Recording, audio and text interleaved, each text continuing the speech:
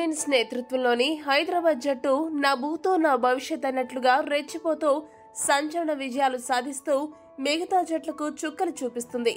జట్టు ఏదైనా సరే, ప్లేస్ ఎక్కడైనా సరే బాదుడే మంత్రంగా ప్రత్యర్థులను ఉతికారేస్తున్నారు. హైదరాబాద్ జట్టుతో మ్యాచ్ అంటేనే మిగిలిన వారు భయపడేలా ఆరెంజ్ ఆర్మీ వార్ని వన్ సైడ్ చూసేస్తున్నారు.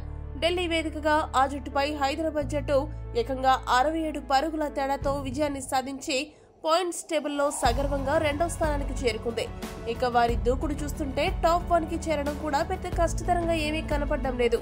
ఇక ఈ భారీ విజయంపై స్పందించిన ఆ జట్టు కెప్టెన్ ప్యాట్ కమిన్స్ ఏమన్నాడంటే, SRH వరుసగా ఇలాంటి భారీ విజయాలు నమోదు చేయడం చాలా సంతోషంగా ఉంది.